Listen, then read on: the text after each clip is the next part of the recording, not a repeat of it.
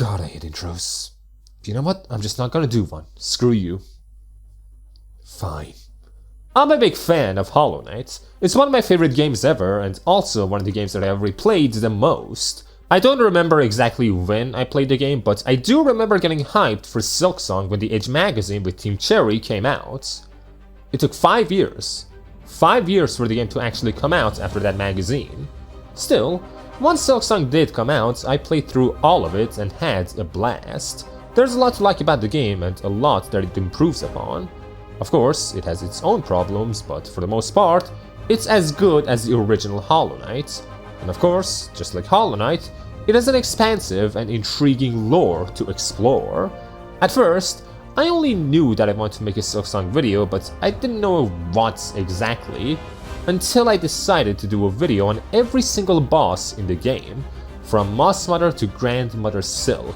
This way, I could pretty much explore all parts of Silksong lore in one video, which is fun. Of course, there will be spoilers and much speculation.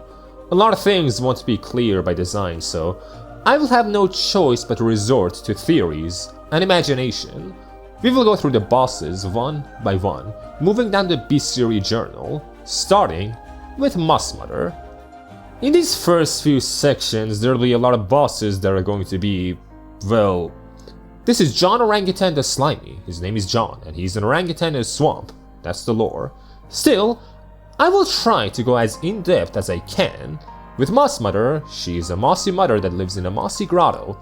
Amazing. Even so, there are some avenues that we can explore. For one, we never see a moss father. All we know is that Mossmothers are the matured form of the Mossmeres. So, does that mean that every single Mossmere becomes a Mossmother at some point? Do Mossmeres just change sex? Or are all Mossmeres female and the Mossgrubs male? I don't know. Throughout Silksong, we fight 4 Mossmothers, once at the very beginning of the game, 2 which you fight right below the Moss Grotto, and 1 voided Mossmother that appears in Moss Grotto after you start Act 3. So it's not like Mossmothers are rare either, they're surprisingly common. Another thing to take notice of is that Hornet, the main character, notes that all the Moss enemies are weak.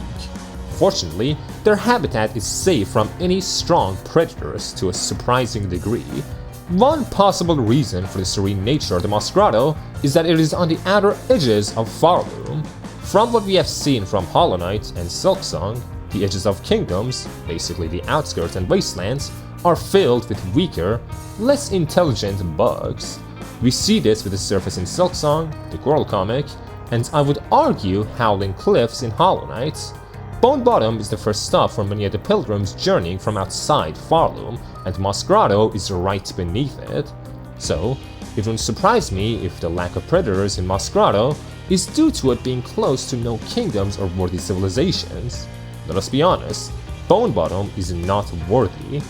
The only possible predator here is that one Marrow Moss sleeping at the start of the game. Another, more likely scenario, is that the Moss enemies were bred to be farmed for whatever reason, maybe as food or pets. For all we know, the rest of the Weavers share the love for fluffy creatures that Hornet has, and even they fail to breed out the thorns of the Moss enemies. It could also be a combination of both. With the wasteland being rather empty, it would be the perfect place to start agriculture, which eventually becomes the future. Skull Tyrant. He is a skull that is a tyrant that lives in a marrow. Wow, cowabunga! Though, when it comes to the skull enemies, one question that will plague any player is what are the skulls that they are wearing? What exactly died in the marrow? Aside from being an ironic twist of the Citadel being built atop of literal corpses, it is also an area with a surprisingly little amount of lore, at least from what I could find. The only thing we can say is that it is a road for the pilgrims now. And also, apparently, there used to be a civilization here. One likely more ancient than the Citadel, Karak, and even Verdania. I think a safe assumption to make is that the Deep Docks were at some point part of the Marrow, and after the Citadel was founded, that where the Marrow was repurposed into the Deep Docks. The bones of the Marrow reach all the way to even the Farfields, which is why I'm making this assumption. And the only entrance that we know of to the Abyss is through the Deep Docks. Could the bones and skulls be related to the Abyss in some way? Possibly from some ancient civilization that has some connections to the Void? In Hollow Knight, the only society that was too old to be remembered was a society of the people that worshipped the Abyss, and Marrow, unlike the Moss Grotto, is a dangerous place. If there was some kind of civilization there, it must have been rather strong, especially considering the size of the Skull Tyrant's skull. And it's not like the dead bug whose bones the Skull Tyrant is wearing was one of a kind either. We find 2 Skull Tyrants. I'm not saying that the Marrow was actually part of the Abyss, but I do think that there could have been some connections. Most of what I went through is speculation though, and mostly fun theories, so don't take all of it too seriously. You're simply not given enough hints to pinpoint what the Marrow's deal really is. Know that you're not alone in fearing the savage Beastfly. Even Hornet shivers at his aura. But, again, the savage Beastfly is a savage Beastfly that lives around the Marrow parts. Awesome. The Beastflies could be some kind of descendants of the bugs that died in the Marrow. Taking Hornet's words, the lowlands are still ruled by great beasts. Still is the important word here. The Marrow used to be that way, and it still is. And while all the big bugs that the Skull enemies inhabit are dead, you can't really have an ecosystem with only one species of creature. Maybe adult Beastflies were more common back in the day, but now we only get to fight 2, one in the Chapel of the Beast and another in the Farfields. Regular baby Beastflies are also found around the same areas. There's a distinct possibility that savage Beastflies were also much stronger and larger, like dinosaurs, but that is purely speculation. And then we have the dog, Bellbeast. Seemingly there were more of them around, but now it's just Doggo and her children. After we rescue her from some webs, we fight her and tame her, taking her as our traveling companion. Eventually, she trusts Hornet enough to show her her own children. One thing we can say for sure is that she is directly related to the Grom enemies. Her journal entry is right after them. That's the Beast Bard. So, what's the deal with the bells? There are bells all around Farloom that pilgrims have to ring. If all the bells aren't rung, the gateway to the Citadel remains closed. That much is easy. The question is, why would they make enough bells to not only fill the bellways with them, but also to create an entire town in Bellheart? Of course, it's because the Weavers are actually really into bells. It is the one obsession they all share aside from the fluffy stuff. Or maybe Grandmother Silk herself liked it a lot, and just had a bell collecting hobby, just as any higher being needs. Un sleeps all the time, the Pale King is in love with buzzsaws, and Silk just really likes bells, obsessed with them. Now, that's not the only reason. When a Gromling matures into a Grom, it starts to dig through land non-stop, with no destination in mind. It is highly likely that the bugs at the Citadel tamed and bred a few of them to grow larger and to be a bit less stupid. Enough to actually stay still, if only for a moment. They succeeded to an extent. Despite how much energy Doggo has, she does her best to stay still. And if I have to guess, because the Grom are genetically engineered to bang their heads against solid ground, they have grown to like it. And the bells might just have the exact right texture for banging your head against. So they filled the bellways with bells, and started using Bellbeasts to travel between the stations. That's the best I can come up with. Forebrothers, Signis, and Gron, the first of the bosses that aren't actually beasts. These two were in charge of the Deep Docks. Basically, think of them as, I guess, wardens? They keep the mining operations in the Deep Docks going while punching the ones that don't do their job. The Deep Docks was basically created in order to extract and mine flintstone. Flintstone is used to craft much of the technology that the bugs of Farloom use, like all the automatons, or just cogs in general. So, as you can tell, making sure that flow of flintstone is ever constant is a very important job, one that would be halted without the presence and leadership of the Forebrothers. To the right of the Deep Docks we have the Farfields, and in it we get to fight the fourth chorus. The fourth chorus is a giant automaton that is made with hard materials and the souls of the damned. I would wager that the real name is Chorus and the one we fight is just the fourth one made. Chorus as in an amalgamation of souls working together for one mechanical body. We see more of its kin in the underworks, but those ones are not active and are simply hanging. Clearly they were made for the sake of military, for power, to subjugate and intimidate. As for why we find one in the far fields, well, it's because of the seamstress. Before it wakes up, you can see a pin lodged in its neck. The seamstress, a former pinstress, is lacking a pin, and the only possible bug in the far fields that could wield a pin is the seamstress herself. I will go over the pinstresses later more, but for now just know that the fourth chorus was sent to eliminate her, for reasons unknown when you first meet her. Of course, it failed, and once it manages to free itself from debris, it gets taken down by hornets. Still, one of the more unique bosses of Silksong. Another thing to take notice of when it comes to the Farfields is the ants, the Scar tribe, and the leader of the tribe was the Queen Ant Scarrsinger Karmelita.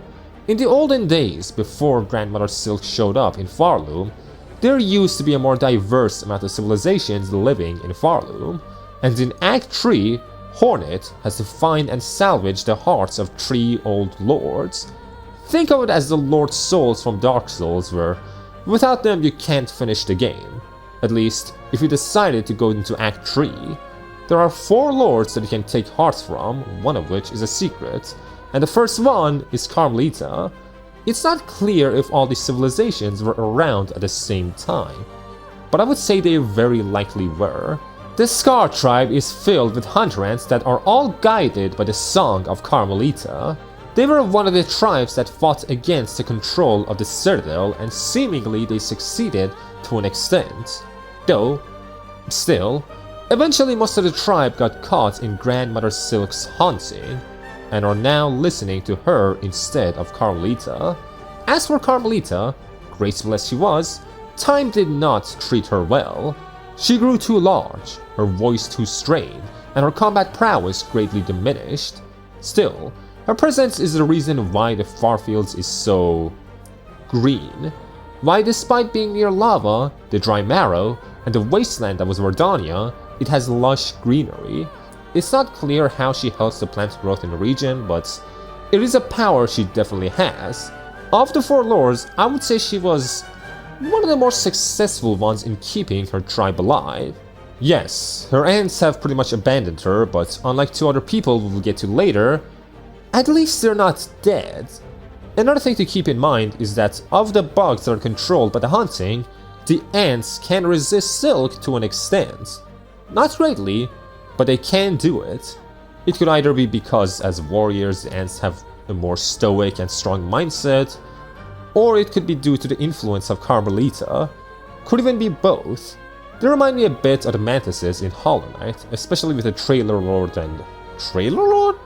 Lord and how he takes advantage of his infection. But that's beside the point. Some members of the tribe though are very weird. Some of the ants have white spots on their shells, and none of those ants seem to be controlled by the hunting. We have the Mottled Scar, and as stupid as he is very friendly. He dies quickly though. There's also a young unnamed Scar with white markings that upgrades your Curve Claw. And lastly, there is Gurr the Outcast.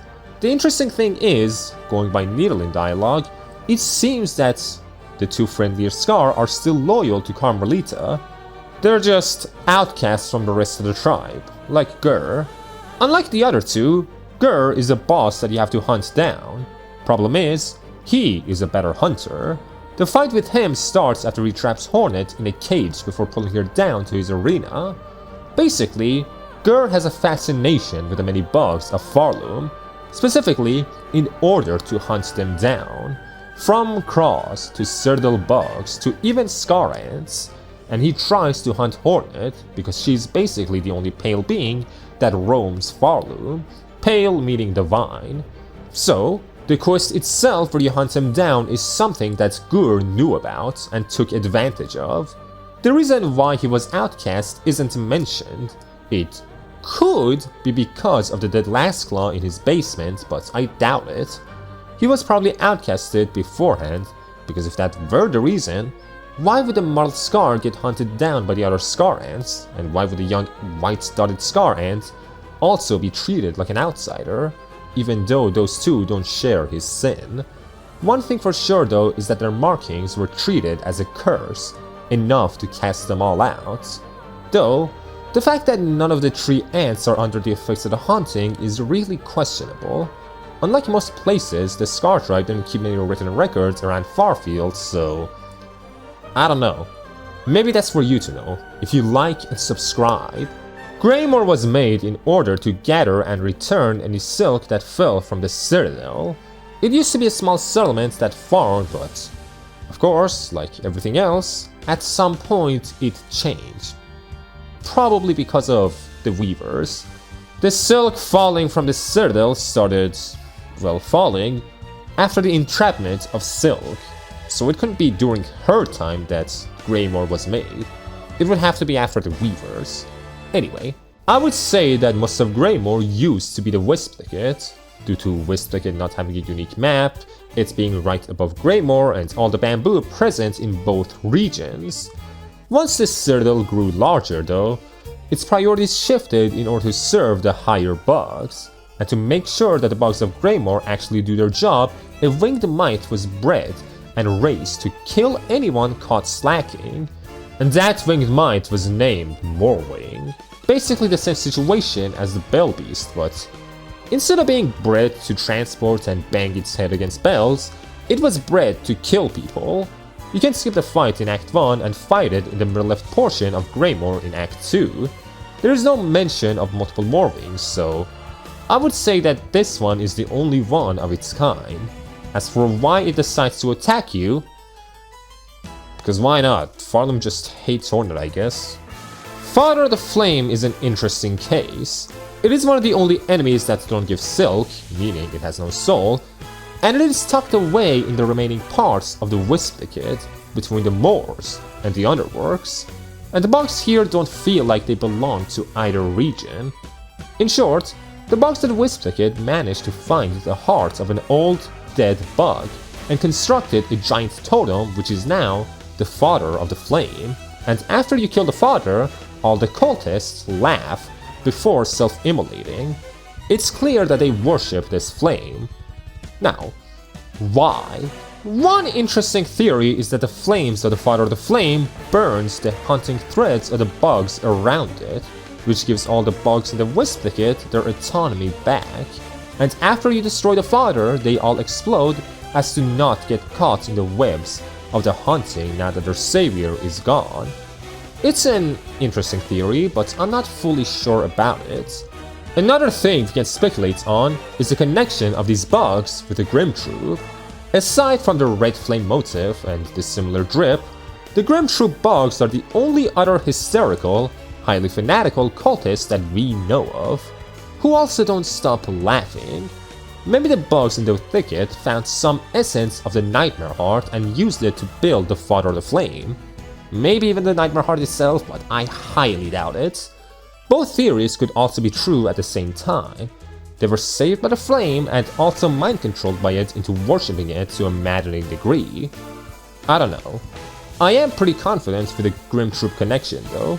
We know that their members go out to search the lands in order to find fallen kingdoms.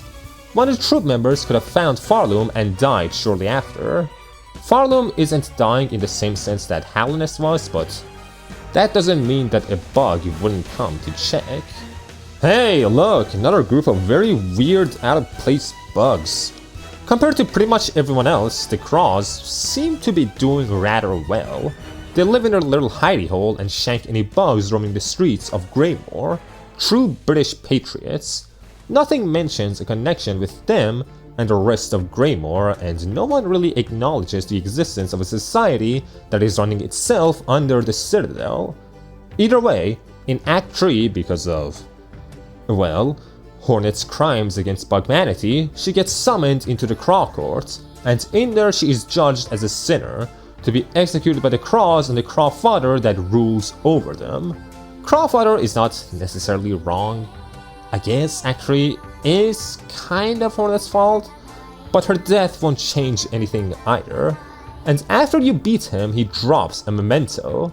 He likely stays alive because his corpse isn't found anywhere after you defeat him. Still, how could their society just exist? Maybe it's because the Crows are just really good at hiding. Or maybe they made some kind of deal with the Citadel, which I find unlikely. Silk doesn't do diplomacy, and if she didn't, the Weavers wouldn't have had the chance to do so either. The Crows also don't have anything to spool or gather silk, unlike the other bugs of the Moor. They just have weapons. So, if I had to bet money on it, I would say that the greater society of the Crows managed to keep itself hidden, while the few that roamed the moors were treated as simple pests, unworthy of much attention. I guess the Citadel could have made use of the Crows in some way, but again, I can't see what the Crows would have that the Citadel would want. Moorwing already exists and eats the slackers of Greymoor. What would the Crows do? Disgraced Chef Lugoli. Surprisingly, not much to talk about. She was an abhorrent chef that used to be famous in the Citadel but was banished because her cooking was simply too disgusting. While we do find her in Sinner's Road, I don't think she was caged here. I think they just kicked her out and this is her home. Not much else to say. A disgraced chef called Luigi who lives in the road. Incredible. Oh, and she was a cannibal, and after her death, the other chefs seemed to be serving her. Not so incredible.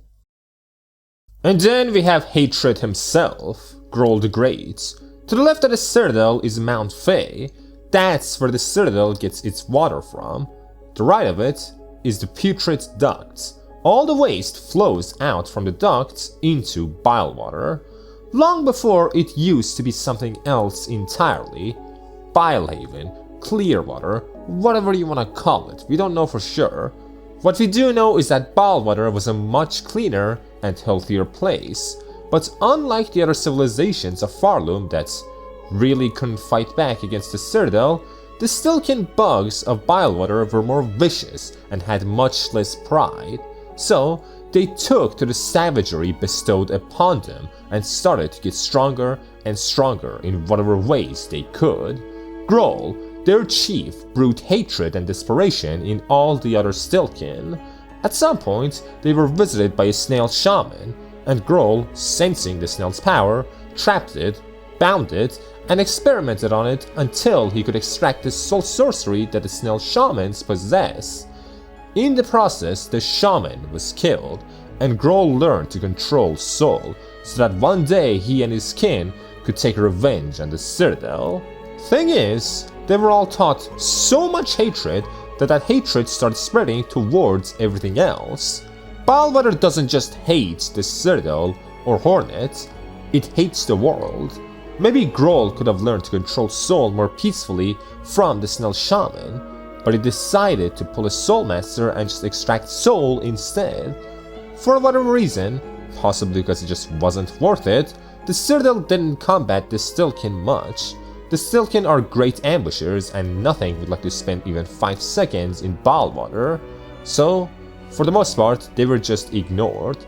Maybe Groal could have managed to fulfill his revenge at some point, but sadly we kill him. While not as great as the Four Lords, he's definitely the most vengeful, a vengeful spirit. I'm gonna be honest, Sister Splinter has me kinda stumped. Let's first set out the facts. As of now, she's the greatest predator in Shellwood, and her diet consists of a lot of pilgrim meat. She commands over all the other stickbug enemies and used to have sisters. Shellwood used to belong to someone else, which I'll go over later, and at some point, because of that person's absence, Sister Splinter took over. Aside from that, it's not clear what her deal is.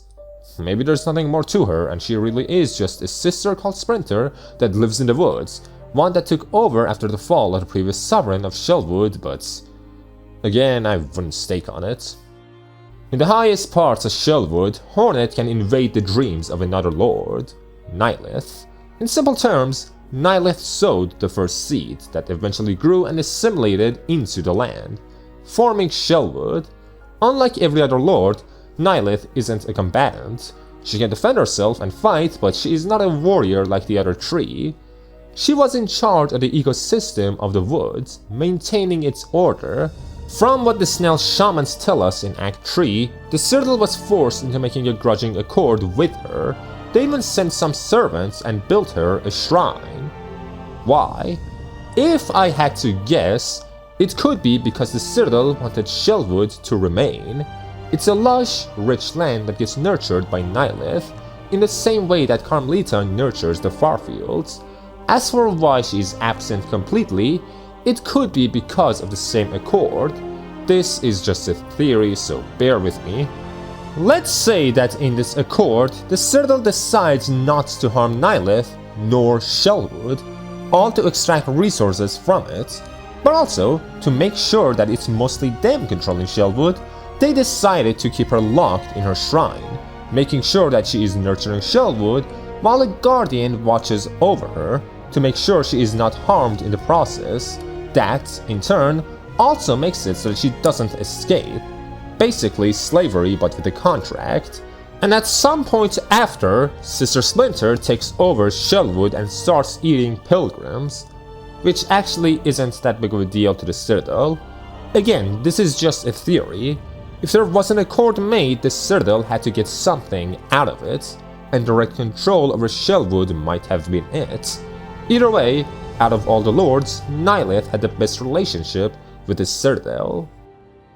And her guardian is, of course, Seth. Now, I think that by this point, everyone in the community knows about Seth and his real-life backstory, so I'm not gonna mention it here. I just want to focus on his role in Silksong. He was sent from the Citadel to guard over Nyleth. During his time as Shrine Guardian, many fell to his needle and shield, which means that many tried to interfere with Nyleth in some way. After we defeat him, he gets amnesia and starts fresh, exploring Farloom in all of its dying glory, and in the end he settles temporarily in Fleetopia, the closest thing to heaven in Farloom. It's also interesting that the bugs that are dead in his arena are all Citadel bugs. If an accord was made, it would have had to be made during Silk's time. So, if it was broken, either the Weavers or the Conductors broke it, and it could have been either. It could even have been haunted choir soldiers sent by Silk after the Citadel has basically fallen, but I doubt it. We know that the Weavers were obsessed with divinity. They had all kinds of effigies made about them, and one of the reasons why they betrayed Silk was because of her divine lie. So I could imagine them disliking the presence of another god being that possessed a shrine. It could have also been the Conductors because they are really stupid and ignorant. When you look at the many things that the Conductors did, a lot of them didn't really go anywhere. The Memoriam is basically a failure. The continuous abuse of the White Word poisoned them and the rest of the Citadel, among more things that we probably don't know about. I could see the attack on Nyleth being an attempt at reducing Silk's influence in some way, but who knows? Not that it matters. Seth took care of all the intruders anyway. He had more loyalty to the role he was given originally than the Citadel itself. Next we have the Grand Gate, the only true road. Exhaust organs for the sinners, and the thicket is to the Citadel is guarded by the Last Judge. The Squirms are weak little bugs that are native to Farloom. Someone at the Citadel must have learned that these weak, insignificant bugs could be groomed into being loyal and very powerful guards. And so, like how they did with the Bell Beast, they bred the Squirms to guard the gates of the Citadel. The Blasted Steps is the last stop to the gate, and it is filled with judges who only target sinners. This is emphasized multiple times, that if someone is worthy and pure enough, the judges will let them pass. Now, the only thing that can confirm if this is real or not is Sherma. Sherma is our sweet boy that journeys to the Citadel like us, a devout pilgrim seeking the heart of his faith, and he gets to the Citadel through the Blasted Steps. Now, I could be wrong, but I'm pretty sure he manages to get in even if you haven't defeated the Last Judge. According to Sherma, the judges at the blasted steps don't even attack him. As for why the last judge kills the pilgrims waiting for you to open the gates, well, because they are sinners that are trying to get ahead through Hornet's work. The Citadel wanted only people with the greatest amount of faith to enter the Citadel. Any skeptic or hesitant believer wasn't welcome, and to make sure that it stays that way, they tempered with Last Judge's big ball to make sure that it explodes violently once she dies, which in turn would take down any sinner. Sinner being someone like Hornet, who does not follow the rules of the Citadel faith at all, and is almost a Reddit atheist. Not much else to say in regards to the Last Judge. She's the final arbiter of the pilgrim's path to Farloom, and without her say-so, no one is allowed to pass the gates. The sands of Karak used to be a much more habitable place. Before the rise of the Citadel, it used to be hailed as a colorful place full of coral, and now, all of it, including the blasted steps which is part of it, is completely dry. Full-on desertification. Most of the creatures in its ecosystem are pretty much gone now, with one of the only remaining species being the Conchflies. Once Conchflies grow, they will find a mate, and the two Conchflies will rarely be seen apart from each other after they mate. So, of course, you kill one of a pair in the blasted steps with the other one fleeing to the sands of Karak in rage, and there you fight a raging Conchfly that also summons its children. Basically, the great Conchflies are great Conchflies that live in the sands. Mind-blowing. Almost dead in the Coral Tower, we have Crust King Khan, the third lord of the list. Whereas the Scar tribe of Karmelita trained their ants to be hunters, the Karak order of Khan trained their warriors to be soldiers. When it comes to a battle of armies, Khan is basically unstoppable. Or was. Of all the civilizations of old that resisted and actually fought against Grandmother Silk, his kingdom was the last to fall. Not just fall, but fall arguably the hardest. Of all his soldiers, we see only one of them alive and well in the modern time. As for he himself, we fight him in his dream, just like Karmelita and Nyleth. Now, here is a question. We know that the water that flowed into his kingdom came from Mount Fae, and at some point that water was redirected into the Citadel, which caused the desertification of Karak. Question is, did this happen before or after the fall of Khan? If I had to guess, before. After the Citadel managed to take control of the water flow of Mount Fae, all of Karak was put into a timer. The more they fought, the weaker they became, and the harder their shields got, to the point that, in the present day, all their shields are so dry that they simply cannot move, and are stuck as statues. Now, some might say that the drainage of Mount Fae to the Citadel came after the ensnaring of Grandmother Silk, but I doubt it. Yes, most things in the Citadel were created after the fact, but still, there must have been some kind of home that the Weavers and Silk had before going into war, some kind of base. And Khan and his soldiers in the Coral Tower didn't really die, they're just really dry and all gathered in the same place.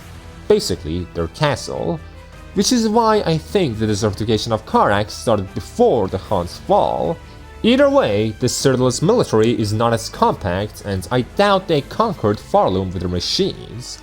To have a steady supply of flintstone from the deep docks would be pretty hard in a war against so many nations, so the choruses and such, and even the architects, must have come after the Citadel managed to conquer all of Farloom. Even so, the Citadel, likely because pale beings are just that strong, managed to quell the armies of every single nation and ecosystem that had control of Farloom. And of course, Khan's ecosystem is pretty barren now. Talking more about his rule, it was one that respected only strength. So, weaker bugs were forced to live harsher lives under his creed. And the stronger someone was, the more celebrated they were. And of course, in such a society, Khan would have to be the strongest. Let's look at the broader picture. The timeline of Silksong isn't exactly clear. Whether or not the civilizations of Khan, Nyleth and Karmelita all fought the Citadel at the same time is not mentioned. Personally, I would say that they were because of Han's needling dialogue. On the edge of where Han's kingdom would have been stands the Watcher at the edge, his only soldier capable of movement in present-day Farloom. He was stationed to the west of Karak to keep watch over something. Now, we have to speculate on what that something was. I do have a theory. The fight against the Watcher at the edge is one of the few events that drops a memento, and the item description of his memento reads, "Watch, remember, till time, life in you." The Watcher was meant to observe and guard Karak until eventually, possibly, the river that flowed from Mount Fae into Karak was remade anew, so that if the Citadel ever fell and the desertification of Karak was reversed, someone would have bore witness to it all, and that someone would be able to help rebuild Karak back to its glory days. This is a constant theme with the Lords. Sure, Karmelita's death will screw over the Farfields, but eventually, possibly through lifetimes, Farfields will grow anew.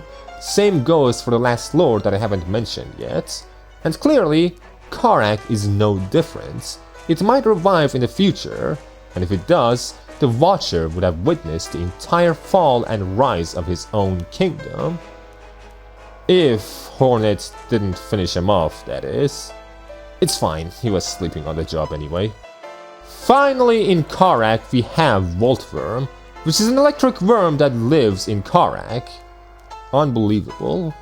There is really not much else to say. It's just a surviving part of the ecosystem, possibly kept alive because of its proximity to Mount Fae. Also, it's not a worm, it's spelled worm, with a W, not a W. Clearly there is no connection to this thing and someone like the Pale King. Maybe it has some connection to the jellyfish of Monomon. I don't know, thing has no lore. Of all the forces that the Citadel had, the strongest of them was most likely the Sentinels, all of which are non-functional by the time Hornet reaches the Citadel. Still, one Sentinel automaton remains in the depths of the Citadel, missing only a heart, and after making a Cogwork heart, you can awaken her. The Sentinels were made to guard and protect any bugs living inside the Citadel itself, and for it they were granted higher combat prowess and intelligence. After Hornet wakes the Sentinel up, she goes on to protect the few non-haunted pilgrims staying in the Citadel. Eventually, to confirm whether or not Hornet is haunted, she challenges her, and after confirming that it is not the case, Hornet spares her, and they part as friends. And even in Act 3, you can see the second Sentinel fighting the haunted choir members of the Citadel. To go over the next boss, I have to go over what the haunting is. In short, it's a result of generations of surgeries done to the inhabitants of Farloom. Not just surgeries, but also Silk itself. In Hollow Knight, Silk is connected to Soul in some way. Silk is the way that weavers and such make use of Soul, and the ones that control Silk are the weavers and Grandmother Silk. Throughout years and years, citizens of Farloom were injected with Silk as a way to combat death and disease. This also increased the lifespans of those who took the surgeries. Not everyone survived those surgeries though. Many people didn't, and those who didn't were cremated in order to extract Silk back from them. Because of all this death, the White Ward, where the surgeries took place, is filled with Silk. This was a terrible idea though, because by injecting themselves with the Silk of Grandmother Silk, the bugs of Farloom were stringing themselves to be controlled by Silk, like puppets. Now is not the time for her though. In the basement of the White Ward, Hornet fights a bunch of zombified patients and the boss Unravelled. The Unravelled is an amalgamation of Silk that has become haunted in the more traditional sense, with the main host being presumably Conductor Mizzello, who failed to survive his surgery. With the solemn cylinder, we can even hear part of his last surgery, which is rather grim.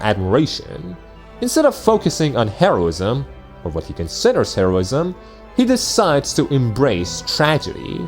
So, instead of a passionate red, he turns into a somber purple and challenges Hornet to another fight, after which he leaves the stage once again, telling Hornet that what she is fighting is fate herself.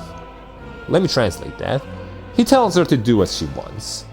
Thinking about it though, I cannot imagine how he would be influenced by the Nightmare Heart. Maybe he really is just crazy himself. The slab's whole concept is that not only the prisoners and penitents, but also the jailers themselves are shackled inside of the slab. When it comes to the flies, which are the wardens, they committed a sin so grave a long time ago that even now, their descendants are forced to work in the slab. It's not mentioned what exactly this sin is or if it's even real or just propaganda. All we know is that Broodmother after Broodmother births more and more flies to keep the slab running. So, in a way, the Broodmother is a brood that is a mother that lives in the slab. holy hell. Also, the game makes it very clear that the flies are dumb, disgusting, and lazy, so the runes that the Wormflies used to kidnap Hornet were not made by themselves. Who were they made by? Well, it would have to be Weaver technology, but otherwise who's still making these cages is not clear. Probably the conductors in some way. Now this is a fun one. Plasmium, or Lifeblood as it was known in Hollow Knight. In Hollow Knight, all we knew about Lifeblood was that it strengthened your body, and that the Pale King outlawed it completely, and that there was a higher being linked to it. Well, in Silksong we learn more about what it is. We learn about why the Pale King opposed the usage of it so much. In the easiest to understand way, imagine a combination of steroids and opium, a highly addictive substance that makes you stronger. If left unchecked, it could bury a whole civilization in addiction, something that Xylitol and Zango didn't know. Xylitol's master had found Plasmium somewhere and had Xylitol research it, and Zango is his assistant. At first, in Acts 1 and 2, the wormways where Xylitol conducts his research is fine. Well, as fine a place crawling with worms can be. To research it, they decided to spread Plasmium all over the wormways. Zango did do just that and managed to grow a few Plasmium buds. He died at some point though, which doesn't really affect Xylitol that much. We help him with his research and that's it. The problem arises in Act 3. After the Abyss starts corrupting everything, the Plasmium in the wormways goes out of control and completely takes over the whole region, acting as a parasite to every living creature in it. The Plasmium enemies are not only some of the only enemies that don't have needling dialogue, but the wormways is also one of the only places that doesn't get corrupted by the Abyss. Now, there is clearly some connection between Void and Plasmium/Lifeblood. The outrage of Plasmium could be unrelated to the Abyss, but I'm not sure about that. I believe that Plasmium and Void have some kind of symbiotic relationship. Basically, they help each other grow and survive. The only entity that we know for sure is immune to the downsides of Plasmium is the Knight. Even pale beings aren't fully immune to the substance, and yet, the Knight, being part Void, is simply capable of only absorbing the good parts of Plasmium. Unlike anyone else, he can't overdose on it, and in Hollow Knight, the largest vein of Lifeblood is stored in the Abyss, where it has grown out of control, which is why I believe that the surging power of Plasmium in Act 3 is caused by the abyssification of Farloom. Again, the two substances are not aggressive to each other. Plasmium doesn't corrupt Void, and Void doesn't corrupt Plasmium. Another thing that Plasmium can do is revive infected corpses, which is how we get to fight Zango. Plasmium changes life itself, to the point that Xylitol can give Hornet his still beating heart and speak. There is a reason why the Pale King wanted nothing to do with it and banished any believers of it, like Joni. There was another region in Farloom that fared even worse than Karak, Verdania. And here, we will have to speculate a bit. Before the times at the Citadel, it was yet another lush, green ecosystem that housed a civilization in the eastern portion of Farloom. It was filled with water, food, and creatures of all kinds. One of these creatures was the Pale Stag. Thing is, the Pale Stag we fight in the game is not how she really looked, or so Hornet thinks. We fight the stag in the memory of the Green Prince, not actually in the real world. This Pale Stag is just how the Green Prince remembered her, and his memory is terrible. She was a mythological creature that many in Verdania had tried to hunt down. They all failed, until the Clover Dancers. They slew this pale creature and claimed their right as rulers. Apparently, it was the first of the stags of Verdania, which definitely has something to do with why she is a pale creature. Even after Silksong, we still don't know what a pale creature really is. All we know is that they're shining, pale entities with some connection to the Abyss and direct connection to soul. As for the rulers that slayed the Palestag, they were the Clover Dancers, lovers and brothers, allegedly. They're the final lore that we have to go through. The specifics aren't clear, but here's the gist of how everything went down with Redania. After the Citadel and Silk invaded Farloom, the Clover Dancers knew that they could not stop them from subjugating and possibly deleting Verdania off the maps. Silk was too strong of a ruler. So, like Nyleth, one of the Clover Dancers decided to make a deal with the Citadel. Let's call this Green Prince the Lime Prince. The Lime Prince willingly gave up his own body for research. The Citadel took his form, studied his biology, and from his shell made the Cogwork Dancers. The Lime Prince's soul was divided in half and put into two separate automatons that were made in his own image. And these two automatons were made to guard not just the Cogwork core, but also the entrance to the cradle. The Green Prince, meanwhile, fell into despair over the loss of his loved one and ruled Verdania alone. And to hide his shame from himself, he refused to ever step foot inside the Citadel. Sadly for the deal though, Verdania was wiped off the map anyway. Not intentionally, of course. This is the part that isn't clear. Why did Verdania dry off? Why is it a wasteland now? Well, one possibility is that the exhaust that the Citadel was producing was too much for Verdania. The problem with that theory is the existence of bile water. Bile water managed to transform into what it is today, so why didn't Verdania go through some kind of evolution? The Citadel also tried to preserve the wildlife of Verdania in some way, but it just failed miserably. Another possibility is that even without the invasion of the Citadel, Verdania would have been dead anyway. That is, if the Pale Stag is what Karmelita was to the Farfields. The Pale Stag was one with the flora and fauna around it. Even in a memory, Hornet could understand that. So, if the flora and fauna of Verdania was linked directly to the Pale Stag, it would mean that with her death, Verdania would be history. And of course, no one in Verdania would know of this connection. It will also explain why the Citadel abandoned any notion of preserving Verdania. They managed to preserve part of Karak at least, but with Verdania they failed miserably. Without the Pale Stag they would have no way of succeeding.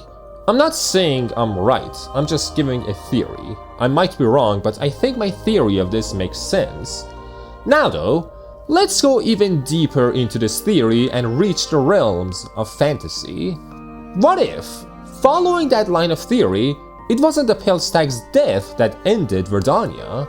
It was the separation of the Clover Dancers. Basically, after the Pale Stag died, the two princes were crowned as true rulers of Verdania. What if they inherited the nature powers that the Pale Stag possessed? One thing that the game keeps bringing up is how similar the brothers are. What if this isn't just about being gay or incest, but about the fact that the two really are the same person in some way?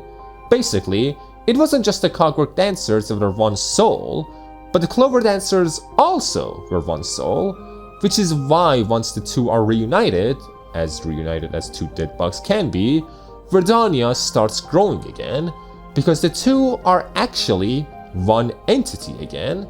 This is a wild theory, but it answers every question about Verdania. Why did it fall? Why is it getting green again? Why does the game keep emphasizing the similarities of the Clover Dancers?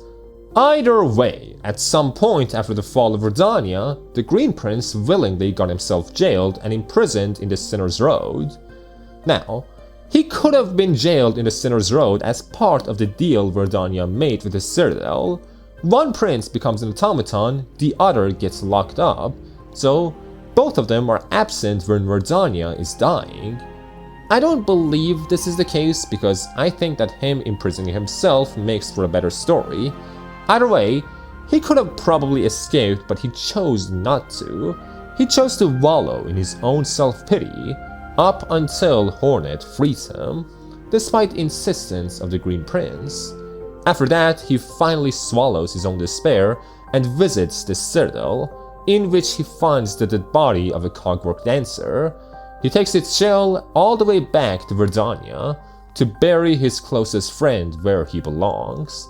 Of course, Hornet does not care at all about the Green Prince's consent to anything, so she invades his dream to get his Lord Heart, after which he lays dead beside his one true love, his brother, allegedly. After a while though, from their corpses a Clover rises, signifying the return of Verdania. This was not in the original version, I think I might be wrong, so the explanation on this is not something I can find. But again, my theory answers the questions. It's just another part of the cycle that all other lore civilizations are going through. Aside from Nyleth, Shellwood seems mostly fine even in present day. Though with her death, Shellwood might just start withering away. The summoned Saviour is a Steel Soul exclusive boss that most players won't be able to fight. Basically, in the Blasted Steppes you can find Steel ZRZ. She will tell you about a runaway vassal and asks you to find him, and after tracking through parts of Farloom, you realize what he is doing and where he is. To the west of Wanderer's Chapel. There is not a lot that we know from the Steel Kingdom, but what we do know is that they hate Void in every sense, and they also have agents stationed and roaming other kingdoms, like Jin and Z, and seemingly these steel-like bugs were made to be as emotionless as possible, and with them they have regular bug vessels, like how Z has Sula, and once you find Sula, he summons the summoned Saviour, which is just a large mass of corpses and void. Sula hated his job. What's his job? Something that Hornet knows, but we don't. If I had to guess, the agents of the Steel Kingdom are spread out to observe dying kingdoms, and no matter what, they cannot interfere. Even if many bugs die in front of them, they have to observe and do nothing else. That's what I gathered from Sula's dialogue. Thankfully for him, he is spared from Hornet. Think of the Bell Eater as a dragon. It is that level of mythological. It's basically a beast that has slept for God knows how long and was only woken up because of everything that goes down in Act 3, and after waking up it starts devouring everything it can in the Bellways. So, in short, the Bell Eater is an eater that eats bells while living in bells. Fascinating. No one knows anything about it, it just exists, and after Hornet fights it for a while, it gets killed by the Bell Beast. After which, the Bell Beast reveals that she is a mother, which means that she was a beast that eats bells which was a mother all along. By gods. Aside from that, I guess you could kinda link the Bell Eater to the Marrow, but who knows. Shakra is the cartographer of Silksong. She comes from the warrior tribe, possibly the same one as Elder Hu, and is searching all around Farloom to find her master, who was like a mother to her. Throughout the game, we meet her all over the place. There are few places where she doesn't appear to sell you maps. She helps you fight in some arenas, sells you some other trinkets, alongside, of course, maps. And after buying all of her maps and doing a bunch of other side quests, she calls you to the edge of Bilewater, right below the Pale Lake. There, you can find her looking over the dead body of her master. She asks Hornet to play a tune with her, and of course, Hornet does just that, all in order to celebrate the life of Shakra's master. And only after that can you challenge her to a friendly duel in Greymoor. Despite the amount of dialogue she has, there isn't much to go over. Most of it is just her becoming friends with Hornet, which I can't really go over. After Act 3, she decides to stay in Farloom for a little longer in order to protect Bellheart against all the abyssal enemies, until Hornet finds a way to stop the Act 3 calamity. Garmond and Zaza are mortal bugs that travel Farloom in order to combat the Haunting. Think of them as Don Quixote and Rosinante, except less insane. They help you fight Moorwing and a lot of other enemies in Farloom, just like Shakra, and following Garmond's path, I would say that he gets to the Citadel via the Sinner's Road. We do not see him in the left side of the map, at least not until Act 3, and just like Shakra, after progressing through the game, you can have a friendly duel with him in Act 2. When it comes to his backstory though, it's left a lot more vague. The town where he and Zaza are from was ravaged by Grandmother Silk in some way, and only he and Zaza are left alive from that town. Me and a lot of other people speculate that the town where Garmond and Zaza are from is the nameless town in the surface, a place that is completely barren. From what we can tell with the help of the Needlein, the citizens of the town were seduced into digging down into Farloom. Of course, the only thing that would do that is the pale light of a pale being, and after that, the town quietly vanished to be forgotten completely. I will say though, the theory around it is flimsy. A town ravaged by Silk is not a lot to go on, and the nameless town is the only place that fits the description, as far as we know. Even so, Garmond and Zaza could be from further away. It would also be pretty weird if he was from the surface but starts his journey from below the Citadel. Either way, in Act 3, Garmond starts fighting abyssal enemies all around Farloom, and every time we see him he gets more and more exhausted, but refuses to stop fighting. And eventually, Zaza calls you to the Blasted Steps, where you can find a Garmond corrupted by Void, and once Hornet defeats him, he falls over, thanks you, and never wakes up again. Presumably, he dies, and Zaza stays with him, not moving from his side no matter what. One of the more tragic Don Quixotes we have in fiction. Hey, remember 4th Chorus and how he was hunting down the Seamstress? Well, you fight the Seamstress's sister in Mount Fae. At first, when you meet her, the Pinstress teaches you your Needlein arts before doing whatever someone does in the westmost side of Blasted Steps. Just like many other things in this game, it's not clear why the Pinstresses were hunted down. We know of 3 of them. One abandoned her blade in the Farfields and became a seamstress. One died in the Putrid Docks, possibly killed by Groal, and the last one is the Pinstress that we get to fight. They probably were the most elite squad of Farloom before the Architects came into picture. If we don't count the Weavers, of course. And their Needlein arts were passed down to the Sentinels.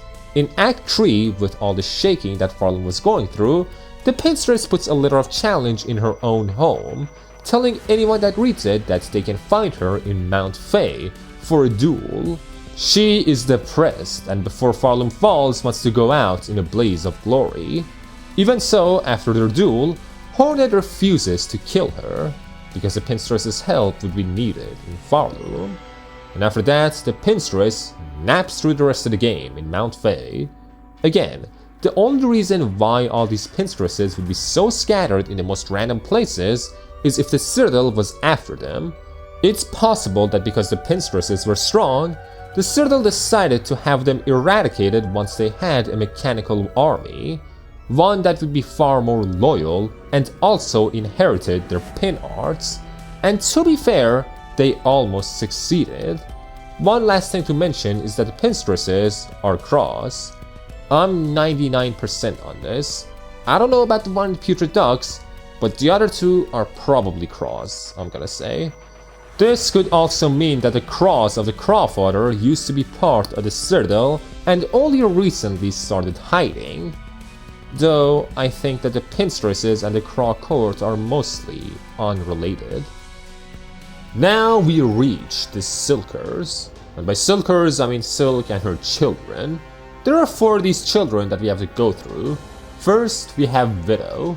Widow was a weaver ever loyal to Grandmother Silk, one of the only ones remaining actually. She was a crazed fanatic that would do anything for Silk. For whatever reason though, her mask was stripped from her and heavy pins were attached to her spine, making her Silk, produced by the character, useless. Once again we can speculate. It could be because originally, Widow was one of the weavers that betrayed Silk, and as punishment, this is what happened to her. As a result, she was traumatized into becoming a worshipper of Silk. Nothing supports this theory other than the fact that Widow seems to have been punished severely. It could also be self-inflicted in order to repent for betraying Silk.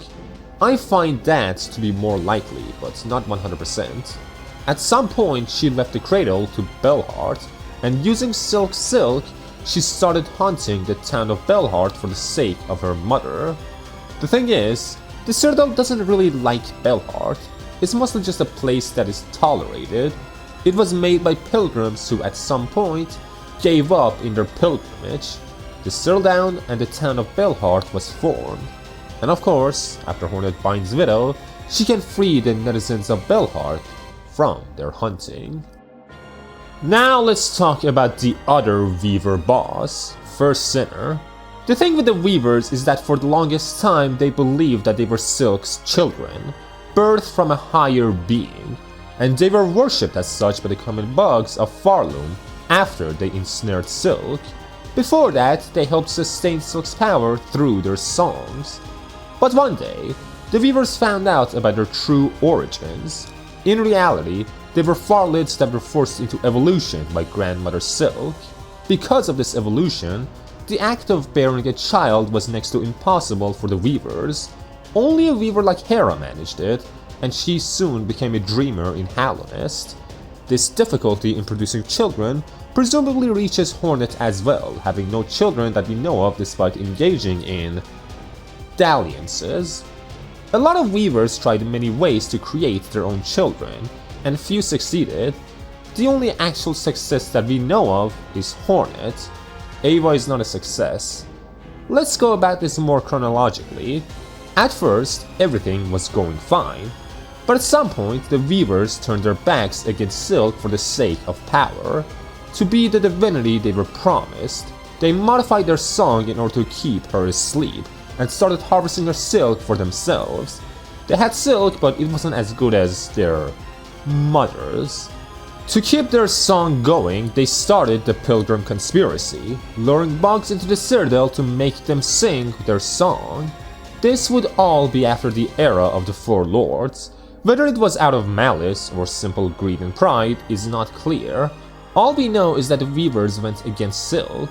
At some point though, they realized that spreading Silk might have been a huge mistake. While she was asleep, she wasn't exactly unconscious, and with her silk that the Weavers spread everywhere, Grandmother Silk could start controlling all of Farloom, which would eventually result in the haunting. The Weavers tried to come up with all kinds of methods to permanently get rid of their mother, but nothing worked, and with nothing better to do, most of the Weavers fled Farloom.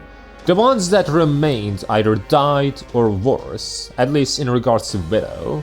And in their place, the Weavers left the Conductors in charge. And the Conductors really were not ready to deal with all of this. Basically, they took a bunch of mayors from towns with populations of 150 and a half and made them in charge of all of Europe during the Black Death, or Farloom in this case. Point is, they were not built for this. And as you remember from when I talked about the Unravelled, the Conductors also went down the same route as the Weavers, pretty much. Though some of them at least remained loyal to the duty bestowed upon them. Either way, I'm getting sidetracked. Let's leave the rest for later, once we talk about Silk. The First Sinner, where does she come into the picture? What we know is that she was banished and imprisoned in the slab for eternity, for the sin of apostasy. Basically, she went against religion, and she was a really powerful Weaver as well. Not only was she the first sinner, whatever that means, she was also the first Weaver to master all the techniques that Weavers know of. At least, Hornet presumes so. Now, here's the problem. When did she get imprisoned? Because from what we can tell from the lore, the betrayal against Silk was rather sudden. As soon as the Weavers found out about her true nature, they rebelled against Silk and ensnared her. So, when would the First Sinner be jailed for her crimes? It couldn't be before the Weavers took over, because if it was, the Weavers would have freed their sister. The only thing that makes sense, at least to me, is if she was imprisoned after the caging of Silk. The weaver that first learned the forbidden truth, and the one that led the other weavers into the venery through her techniques. She clearly succeeded in overthrowing Silk. Then who caged her? The other weavers? The conductors? I would say not the conductors, because their rule has not been that long, not enough for someone like the first sinner to be forgotten, and also the conductors are really not capable, and it wouldn't make sense for someone called the first sinner to be jailed long after the birth of religion.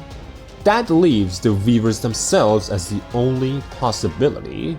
Maybe there was some kind of friction that went down between the first sinner and the rest of the weavers, some kind of power dispute, which eventually led to the erasure of the first sinner, despite the fact that she led the resistance against Silk. Again, she was the one who discovered the truth. Despite being as powerful as she isn't remembered, and didn't become queen as you would expect from the one who strengthened weaver kind. Instead, power was divided between the other weavers. Maybe the first sinner wanted more power but was outcasted instead, and imprisoned for apostasy. We know that religion in Farloom pretty much began with the rise of the weavers, so judgment against the first sinner would have to be pretty immediate. There's also a chance that the other weavers hid her away because otherwise she would naturally become, quote-unquote, the main weaver god. Otherwise, I have truly no idea. Now we have the other daughters of Silk, the ones made by herself. God, I hate this. Why does her name have to be Silk? It makes everything so complicated. Anyway, because of the weaver's betrayal, Silk decided to make more children in her slumber. This time, not by evolving some common bugs, but by using her own silk to create new life. Basically golems. One of them was Phantom, and she was probably created earlier and more crudely, which is why she is withering away when we see her. Basically, Phantom hates her own existence. She hates what she is. The children that were made with Silk couldn't see themselves as real lives. Now, let us think. Why is Phantom in the exhaust organ? If I had to guess, it's for multiple reasons. One is to stop anyone from possibly entering the Citadel through the exhaust organ. I don't see why Phantom would want to do that though, unless she's working for someone. What we do know about Phantom is that she wants to die gloriously, instead of fading away. The exhaust organ is extremely well hidden, so I don't know why someone that wants to die gloriously would hide there. She definitely wants to play the organ, and the organ spreads silk and exhaust to bile water. The soul-infused silk creates the mist, and the waste bleeds into bile water. The mist could also be a defense mechanism maintained by Phantom in some other way, but who knows. Maybe she's just in the exhaust organ because it has the biggest instrument that can be played in Farloom, which makes for a sick entrance when she potentially gets challenged. I generally don't know. If you have any theories, comment down below. At the end though, she gets her wish and gets killed by Hornet. Oh, and like and subscribe. And now we have Grandmother Silk. It's not mentioned where she is from, and it's not important either. She's not a grandmother, she is a grandmother, basically a great mother, great as in incredible, not in the moral sense, and being a mother is all she ever wished for. She wanted control and intimacy. As a pale being, the desire to rule is ingrained upon her, a desire she passed down to the weavers by sharing her divinity with them. She was the one who first invaded the civilizations of Farloom and managed to conquer basically all of them. Everything was going well, but at some point she was betrayed by the weavers who were meant to be her own children. Because of them, she is in slumber. By now, I have basically went over everything there is to go over regarding Grandmother Silk, but going over her more personal motivations on everything. Well, it all comes down to her greatest desire, one not to rule, but to be a mother. If she had just gotten laid, none of this would have happened, but for whatever reason, it seems that she is unable to bear children. This isn't a pale being thing either, it seems specific to Silk herself. Maybe if she had found another pale being, she would have been able to conceive, but who knows? Either way, while she was a terrible conqueror, nothing that we know of points to her being a tyrant, just controlling. Everything seemed to go wrong once the Weavers caged her and started taking advantage of her powers. That traumatized Silk to such a degree that she made Phantom and Lace as replacements for the Weavers, children that would never betray her. She abandoned Phantom though because she was not as big of a success. Instead, in her slumber, she put all of her expectations and wishes on Lace, and because of that grand betrayal, she began haunting all the bugs of Farloom, wanting to amalgamate their minds into one extremely loyal hive mind, so that she can rule peacefully as a mother, never to be betrayed again. And while she couldn't wake herself up, she could find others to do so, which is why she wanted Hornet, because Hornet wasn't just the child of a weaver, but also a worm, which would give her a one-of-a-kind Silk. So, Silk wanted to bind Hornet to herself and make use of her Silk, and that leads us to Lace. Lace was made specifically to be Silk's child, nothing else, and Lace hated that. The reason why the game is called Hollow Knight Silksong instead of just Silksong is because of Lace. She was supposed to be hollow, a doll, not an individual, but a concept. The concept of being a child. She's the Hollow Knight of Farloom, with just none of the aura. Basically, she decided to embrace the role given onto her by becoming a rebellious child, one that freed Hornet when she was getting carried into Farloom, not because she wanted to save Hornet, but because she wanted to go against her mother. This, of course, does not make Lace herself happy. She isn't doing what she wants, she is still dictated by what Silk had wanted of her. That childish rebellion itself kept her no different from an immature child. She didn't try to stop Silk herself, didn't do anything in the Citadel. She just existed and did what she thought would annoy her mother. In that sense, she really was just Silk's child, and nothing else. It's only after Hornet beats her a second time that she finally lets go and decides to take more drastic, risky steps. Which leads us to Act 3. She saves Hornet from the clutches of Silk and falls into void with her mother. The caves of Farloom start collapsing because the Silk that was all over Farloom was still connected to Grandmother Silk in the abyss, and she was crying out and lashing out, which was causing all the quakes. And it was all to keep Lace safe.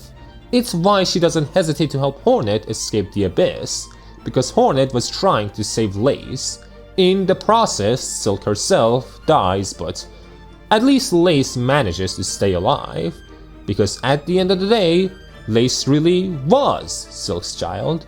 All Silk wanted was to be a mother, and finally she gets to do something motherly. As for Lost Lace, she's basically a Lace consumed by the abyss. She embraced the madness of the void because she doesn't really have anything else left or anything to do really. She just wanted to rebel, and she did the greatest rebellion of her life.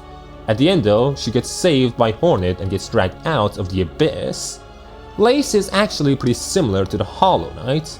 Instead of fighting the root cause, she keeps delaying the inevitable. But whereas the Hollow Knight really can't do anything while strapped, Lace refuses to do anything, because she doesn't think that Grandmother Silk is stoppable. She is too grand. So, she delays her waking by trying to stop Hornet, which makes it so that no one can actually stop the problem at its roots. It's this same cycle story present in Hollow Knight, to a lesser focus. Part of her was also jealous of Hornet. Silk just wanted Lace to be a daughter. She never expected her to save her. Instead, she wanted Hornet to wake her up from her slumber. Silk didn't trust Lace. She didn't think to. Maybe if Silk had expected more of Lace, Lace wouldn't have rebelled. Unlike the Weavers though, her rebellion was not a betrayal at least. Lastly, if it wasn't for Lace, Act 3 probably wouldn't have happened. Garmond and Zaza would be fine, Bonebottom wouldn't be destroyed, Bellheart wouldn't lose most of its residents again, Songclave would not look like a field hospital, the 4 lords wouldn't have to die, the Snell shamans wouldn't have to sacrifice themselves, etc. You get the point. But then again, who would have thought that Silk would actually struggle so hard for the sake of Lace?